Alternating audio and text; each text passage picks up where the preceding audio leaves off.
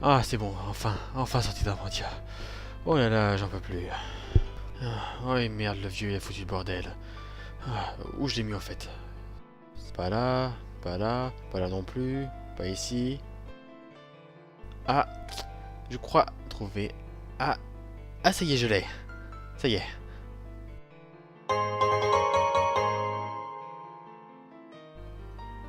Allez, Branette, on va bien se régaler. C'est vrai. C'est un peu dégueulasse le miel d'Apitrini, mais ça va. Ah. Je suis pas mécontent de sortir de Lavandia. Mais bon, ça va, on est retourné à la campagne, c'est bon. Ça fait combien de temps que je n'ai pas sorti une vidéo? Attends, ça fait 2 mois déjà. Oh là là, il faut que je me mette à préparer une nouvelle. Il y a une chaise qui est préparée spécialement pour nous. Tu vois, là, on a la chance. Allez, on la tourne cette vidéo. Salut tout le monde pour cette toute nouvelle vidéo. Aujourd'hui, on va aborder un thème qui va peut-être vous faire changer votre point de vue sur Pokémon. Car aujourd'hui, on va parler des extraterrestres et de certaines de leurs manigances sur l'évolution. Et attention, je vais pas parler de la théorie du complot, car elle n'aura rien à voir avec cette théorie. Bon, sachez aussi que je ne suis pas contre cette théorie. Sauf que les gens qui parlent de cette théorie, je les vois un tout petit peu comme ça. On est fichu, c'est la fin du monde, on est manipulé. Bref, je vais diviser cette vidéo en 2 parties. La première, c'est ma petite découverte, et la deuxième est une série de révélations et de théories créées par moi-même.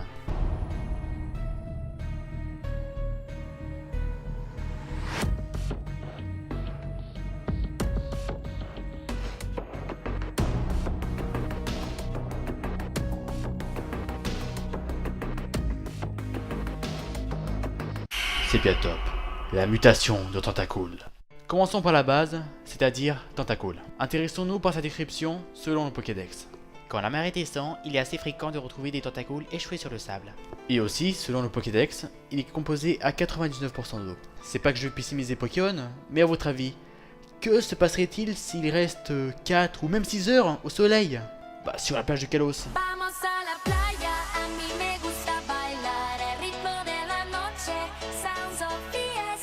Ah, quelle belle vie de mollusque. Non, plus sérieusement, il dessécherait et mourrait. Et ça, c'est moins cool. Et bien leurs cadavres giseraient sur les plages, complètement desséchés. C'est alors qu'apparaissent les extraterrestres. Et en voyant ce massacre, assez con d'ailleurs, ils commencèrent à faire des expériences, des ajouts, des greffes. Finissant leur travail, ils créèrent une nouvelle espèce de Pokémon.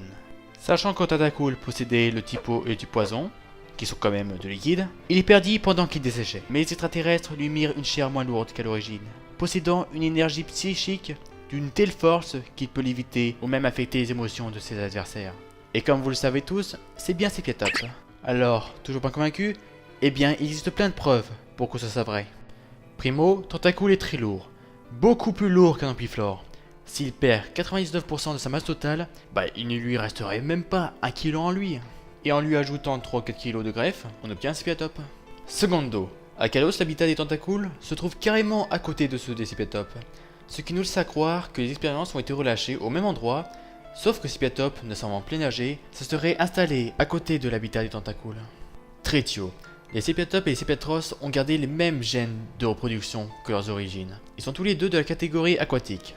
Donc ça veut dire qu'ils peuvent se reproduire avec d'autres Pokémon de type eau. Par contre, pour les attaques de type eau, ils ne peuvent qu'apprendre que dans ce puits, et rien d'autre.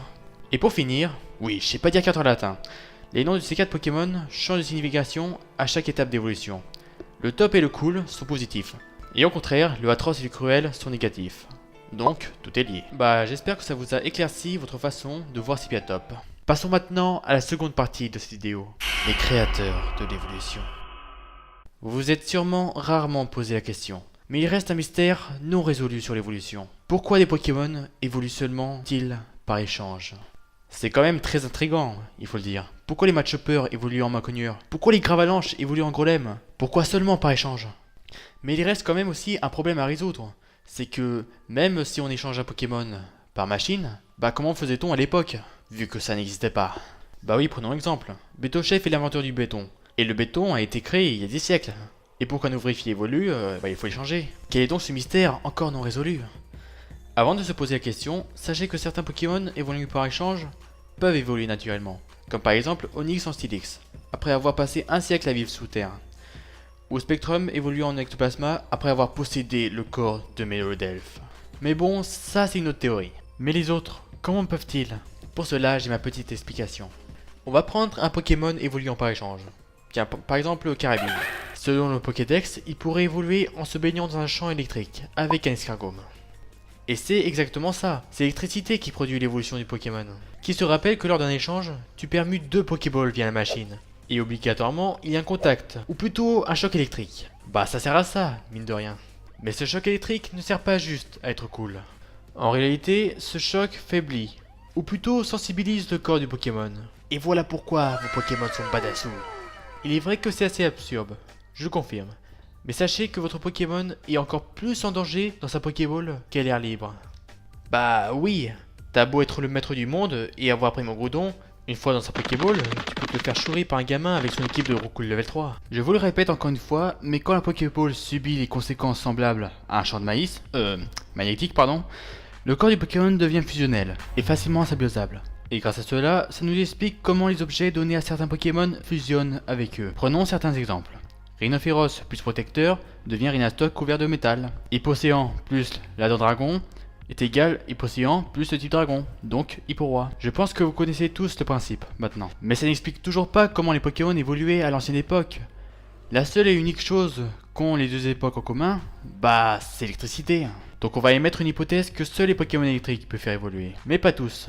Car j'ai remarqué que dans l'anime Pokémon, chaque Pokémon électrique possède une électricité différente. Existerait-il un Pokémon possédant de l'électricité changeant le métabolisme? Pour donner un sens avec les extraterrestres, je vais vous montrer un Pokémon qui m'intrigue beaucoup. Et c'est Faramp. Franchement, y a rien qui vous choque? Attendez, mouton, un peu mouton? Bah oui, là y a un problème. Bon, je l'avoue, avant je trouvais ça normal. Je pensais aussi que dans votre monde, les moutons évoluaient en dinosaures.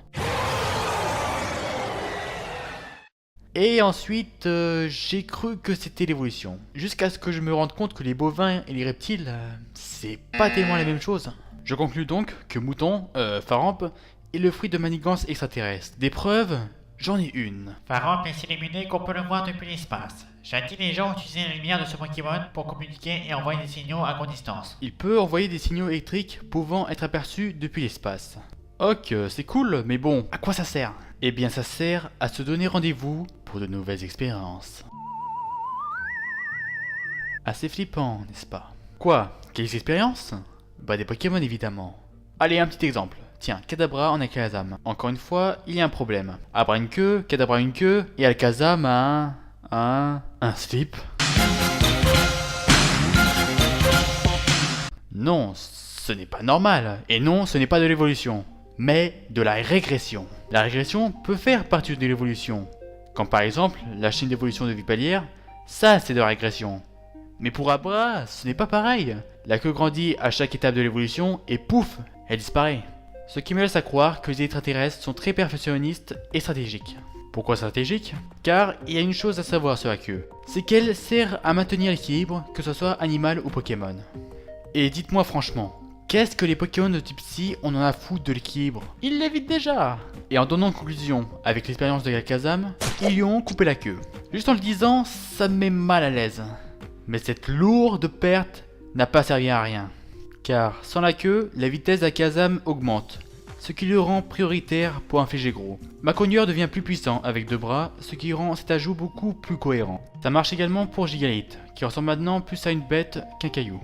Comme on l'a vu avec Sepiatop et Tentacool, le design du bête à l'autre a été amélioré. C'est également le cas avec Kadabra et Alakazam. L'étoile rouge et les traces roses lui firent enlever. Pour Mad Chopper en Maconieur, les muscles se furent cachés par une peau plus élastique. Conclusion. Sepiatop est un semi-extraterrestre. Et à l'époque, certains Pokémon n'avaient que 2 stades d'évolution. Les 3e stades créés par les extraterrestres ont été relâchés pour s'accoupler avec sa propre espèce. Ce qui donna aux enfants une étape de plus pour évoluer. Mais vu que le nouveau gène n'est pas à 100% actif, le Pokémon devra se faire électrocuter par un Faramp pour activer ce gène et évoluer. Ce qui nous fait découvrir une chose. Les habitants du monde des Pokémon échangent des Pokémon via des machines et non par passe-passe. juste pour savoir s'ils peuvent activer une évolution lors de l'échange. Je pense que nos ancêtres, enfin, pas les vôtres bien sûr, les miens, utilisaient des rituels avec des férampes pour activer ces évolutions. Bon bah, j'ai dit ce que je savais, hein. N'oubliez pas, ici, je risque gros. C'est pour ça que je vais me casser d'ici. Allez, ciao!